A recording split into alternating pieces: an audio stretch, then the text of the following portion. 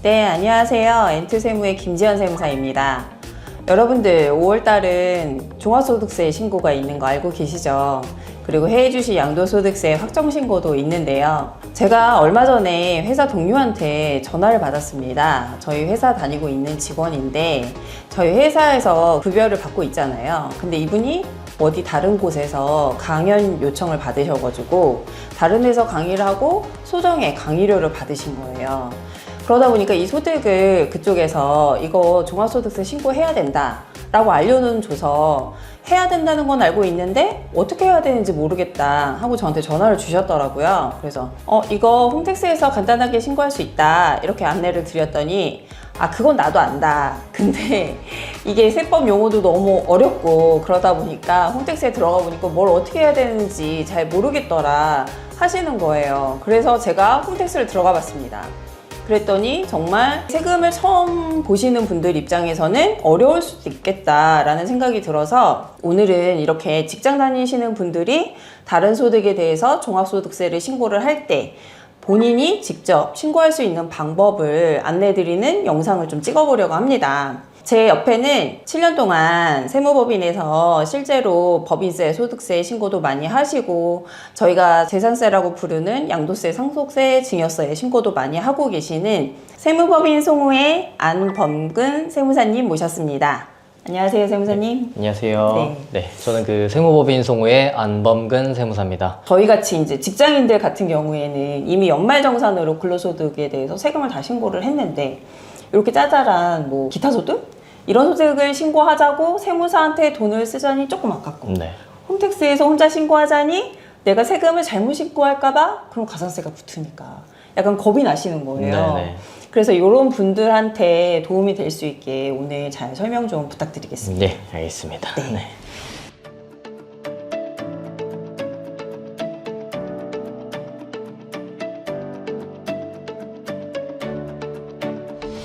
우선 급여 외에 직장인이 급여 외에 어떤 소득이 있을 때 종합소득세 신고를 해야 하는지 그것부터 먼저 설명해 주시겠어요? 먼저 이제 종합소득에는 이자, 배당 이렇게 두 가지를 묶어서 금융소득, 그다음에 근로소득, 사업소득, 연금소득, 기타소득 이렇게 총 6가지로 분류가 되어 있는데요.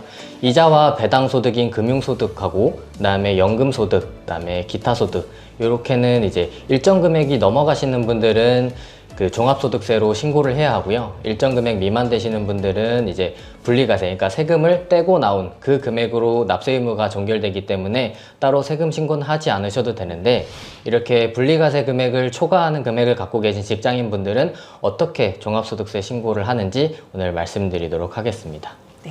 일단 이제 직장인 분들이 내가 신고할 소득이 있는 건지 없는 건지 확인부터 해봐야 되잖아요. 그건 어떻게 확인할 수 있죠? 먼저 확인할 수 있는 방법은 크게 두 가지인데요. 여러분들 컴퓨터를 통해서 이제 홈택스에서 접속을 하시는 방법이 하나가 있고요. 그다음에 핸드폰으로 좀 보고 싶다라고 하시는 분들은 앱스토어에서 손택스라는 앱을 까시고 난 다음에 접속을 하시면 내가 어떻게 신고를 해야 되는 유형인지 파악하실 수가 있습니다. 먼저 화면을 보고 한번 설명을 드릴 건데요. 지금 보여드린 화면은 이제 홈택스로 접속을 했을 때 화면입니다. 먼저 이제 인증서로 로그인을 하신 다음에 첫 번째 화면을 보시면 이제 세금 신고 탭을 선택을 해주시고요. 그 옆에 종합소득세 신고, 그 다음에 그 앞에 세부 내역을 보면 신고 도움 서비스라는 항목이 있습니다. 거기 신고 도움 서비스라는 항목을 들어가시면 그 귀속 연도를 선택을 하시고 조회 버튼을 클릭을 하시면 내가 24년도에는 어떤 소득이 발생되는지 동그라미 X 혹은 프리랜서 소득이 있다라고 하면 업종 코드별로 수익 금액이 나와 있으니까 그 금액을 보고 참고를 해주시면 되고요. 그 다음에 두 번째로는 모바일 손택스 앱을 통해서 확인하실 수가 있는데요. 이것도 마찬가지로 인증서 로그인을 하시고 나면 이제 전체 메뉴 탭을 한번 들어가신 다음에 세금 신고 탭을 들어가고 그 다음에 종합소득세 신고도움 서비스를 들어가면 홈택스에서 확인하실 수 있는 화면하고 거의 동일한 화면이 나오기 때문에 그 안에서 확인하실 수도 있습니다. 또한 이제 내가 뭐 홈택스나 손택스 접근이 어렵다 라고 하시면 국세청에서는 우편물로도 이 신고 안내문을 보내주고 있기 때문에요. 그 안내문을 통해서도 충분히 확인하실 수가 있습니다. 근데 저희 이제 상담하다 보면 그 신고 안내문 때문에 문제가 되는 게 저희가 이제 증권사다 보니까 금융소득 2천만 원 넘어서 신고하셔야 됩니다. 이렇게 안내를 드리면 나는 신고 안내문을 안 받았다. 네. 그렇기 때문에 신고 의무가 없다. 네. 이렇게 생각하시는 분들이 굉장히 많아요. 네네. 네. 그런 분들 많으시죠. 네. 그래서 우편물이 안 날아오더라도 뭐 가끔 카카오톡 메시지가 온다거나 아니면 이렇게 홈택스로 꼭 뭐 자녀분을 통해서 접속을 해보시든가 이렇게 어렵게 접근을 하시지 마시고 뭐 주변에 물어보시거나 하셔가지고 확인을 해보시면 내 어떤 소득들이 있었는지 확인을 하실 수가 있습니다. 네. 신고 안내문이 안 왔다고 해서 신고 안 해도 되는 거 절대 아닙니다, 여러분. 꼭 신고 대상 소득이 있으면 기한 내에 종합소득세를 신고하고 납부까지 하셔야 가산세가 없다는 점 꼭 기억을 해 두시고요. 그럼 그 다음 내용으로 넘어가 보겠습니다. 2024년도에 내가 A라는 회사를 다니고 있었어요. 그러다가 중간에 그만둡니다. 그 후에 재취업을 안 했어요. 그런 경우에는 사실 연말정산을 못 하잖아요. 네네. 그러면은 이분들은 자기가 직접 종합소득세 신고를 해야 되겠죠? 네. 네. 그리고 또 하나 궁금한 게 제가 A라는 회사를 다니다가 7월 정도에 B라는 회사로 옮겼어요. 그럼 B라는 회사에서 그 다음 연도 2월에 연말정산을 하잖아요. 네. 그때 제가 A 회사에서 받았던 근로소득을 합산해서 신고해달라 네. 해도 되나요?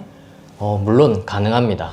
저희도 이제 기장업체들을 하다 보면 이전 회사에서 그 퇴사를 하시고 지금 현재 저희가 기장하고 있는 회사에 새로 근무하시는 분들이 많으신데요. 그분들이 동일하게 항상 여쭤보시는 부분이에요. 내가 이전에 소득이 있었는데 이걸 어떻게 해야 되느냐 라고 하시는데요. 일단 여러분들 퇴사를 하실 때 회사에서 아마 근로소득 원천징수 영수증이라는 거를 주실 겁니다. 혹은 연말정산 하실 때도 근로소득 원천징수 영수증의 내용을 한번 보실 수가 있는데요. 거기 내용을 보시면 첫 번째로는 현재 근무지에 대한 급여 정보가 나오고요. 그 두 번째로는 종전 근무지에 대한 급여 정보를 입력하도록 되어 있습니다.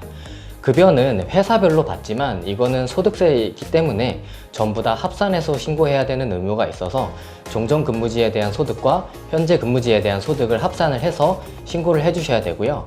그리고 하단에 보시면 현재 근무지의 기납부세액과 종전 근무지의 기납부세액이 나와 있는데 종전 근무지에서 냈던 세금은 합산을 해서 세금이 결정이 되고 나면 내야 할 세금을 계산할 때 차감을 해주고 그래서 중복 납부를 하지 않게끔 해주기 때문에 혹시 내가 합산해서 신고했는데 예전에 세금 띈 것들에 대해서 혹시 또 추가로 중복해서 납부하지 않을까 걱정을 하시는데 그런 걱정은 하지 않으셔도 될 것 같고요. 혹은 이제 종전에 내가 급여를 받았던 거에 대해서 현재 근무지에 내가 제공하고 싶지 않다라고 하시는 분들이 있으실 거예요.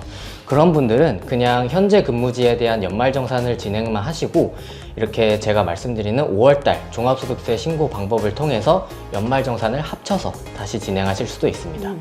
가산세는 안 붙는 거죠? 가산세는 없습니다. 네.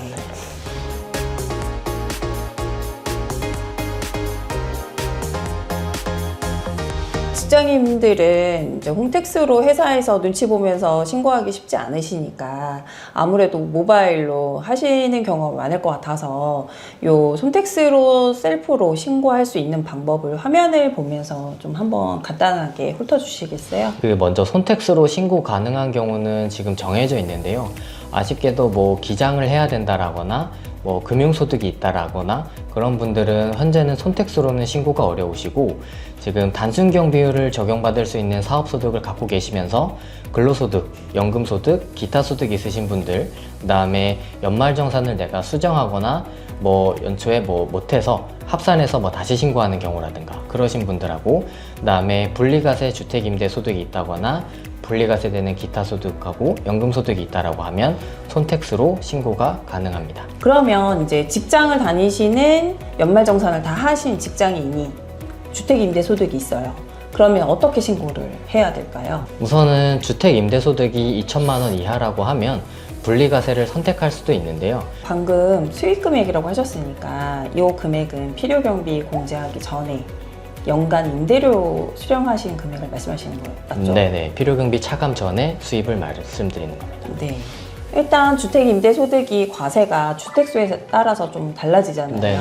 네. 1세대 1주택인 경우에는 사실 공시가격이 12억 이하이시면 임대료가 모두 다 전에 비과세 되는데요. 네네. 고가주택인 경우에만 과세가 되는데 고가주택을 판단할 때는 공시가격 기준으로 12억이 넘었느냐 아니냐를 판단하기 때문에 시세가 아니라는 점 꼭 유의를 해주시면 좋을 것 같고요. 그 다음에 2주택 같은 경우는 요거는 주택 그 공시가격 관계없이 모든 월세 수입에 대해서 과세로 보고요. 그 다음에 3주택차 같은 경우는 모든 월세 수입에 대해서 과세 대상인 건 동일하고요. 그 다음에 소형주택이냐 아니냐에 따라서 이 전세보증금 혹은 그 월세보증금이 과세 대상이 나뉘게 됩니다. 이 소형주택의 기준은 주거 전용 면적이 40제곱미터 이하이면서 공시가격 기준으로 2억 원 이하이면은 소형주택으로 보게 되는데요. 이 두 가지 요건을 충족하지 못하는 주택 같은 경우는 비소형주택에 해당이 돼서 이 비소형주택을 3채 이상 소유하시면서 보증금의 합계가 3억을 넘는다 라고 하시면 3억 넘는 금액에 대해서는 세법에서 정하는 이자율, 지금 현재는 그 3.5%로 돼 있고 그 25년도부터는 3.1%로 이제 되어 있는데요. 요 금액을 계산을 해서 종합소득세를 신고해야 되는 의무가 생기게 됩니다. 저 한 가지 궁금한 게 있는데, 근로소득이 있어서 만약에 회사에서 연말정산을 했어요. 네.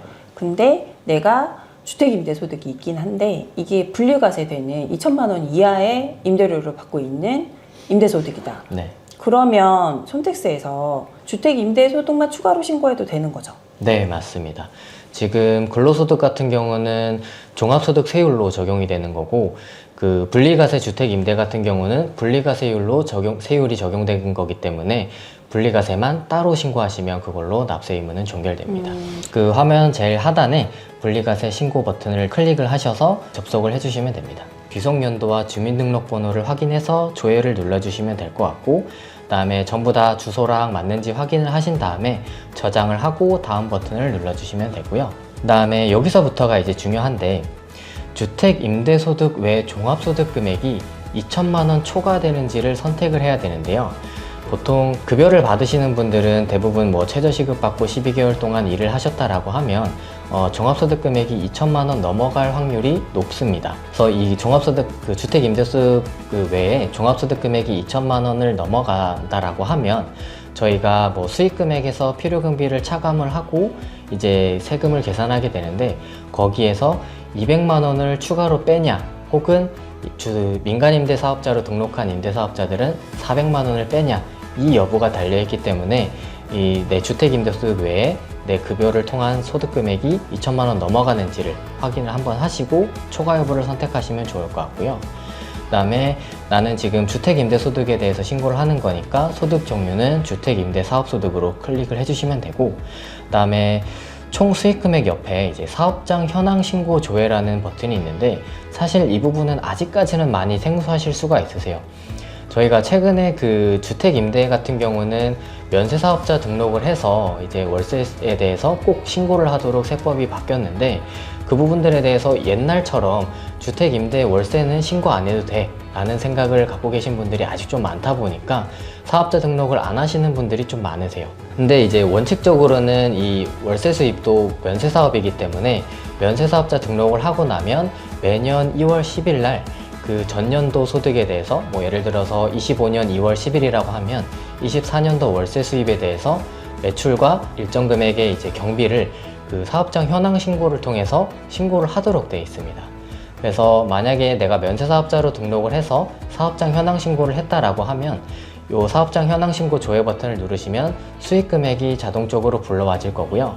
만약에 내가 면세사업자 등록을 안 해서 따로 신고를 한 게 없다 라고 하시면 직접 그 12개월에 대한 월세 수입을 입력해 주시면 됩니다. 네, 그런 다음에 이제 분리과세 산식에 따라서 뭐 경비나 뭐 이런 것들이 차감이 되고 나면 실질적으로 내 수익 금액하고 필요 경비가 맞는지, 계산된 게 맞는지 체크를 한번 해주시면 되고요. 그래서 맞다라고 이제 계산이 되었으면 저장하고 다음 버튼을 눌러서 화면을 이동해 주시면 됩니다. 네, 그런 다음에 이제 최종적으로 14%의 세율을 곱해서 결정세액이 나오게 되고, 다음으로는 가산세액을 입력하는 내용이 있습니다. 제가 방금 이제 주택임대사업자분들은 면세사업자로 등록을 해야 된다라고 말씀을 드렸는데, 이 면세사업자로 등록을 하지 않고 주택임대소득을 신고하게 되면 그 사업자 미등록 가산세가 부과가 됩니다. 이 사업자 미등록 가산세는 내 24년도 수익금액의 2%를 곱해서 계산하도록 되어 있는데요. 그래서 내가 만약에 사업자 번호 없이 주택임대소득을 신고하시는 분들이라고 하면 수익금액의 2%를 추가해서 그 가산세를 납부를 하도록 계산을 해주셔야 됩니다. 만약에 이게 납부를 안 했다 라고 하면 나중에 세무서에서 미등록 가산세에 대한 고지서가 날아올 수 있으니까 이 부분들에 대해서는 조금 유의를 해주시면 좋을 것 같고요. 그런 다음에 이제 추가 납부세액이란 그 내용이 있는데 요거는 사실 뭐 거의 없는 내용이고, 그런 다음에 결정세액하고 가산세액을 더한 다음에 합계금액이 나오고 기납부세액을 차감하도록 되어 있는데, 그 주택임대소득 분리과세가 되면 기납부세액은 사실 없기 때문에 0원으로 해서 대부분 신고를 하실 겁니다. 그렇게 해서 최종적으로 납부세액이 계산이 되고 나면 아까 사업소득 계산 그 신고서 제출했던 것처럼 그 신고서를 제출합니다 라는 체크박스에 체크를 해주시고 신고서 작성 완료를 누르시면 다시 한번 확인하는 화면과 함께 최종적으로 신고서를 제출할 수 있게 됩니다. 네, 여기까지 이제 직장인 분들이 다른 소득이 있을 때 모바일 어플을 통해서 홈택스를 통해서 자진 신고하는 방법에 대해서 자세히 알아봤습니다.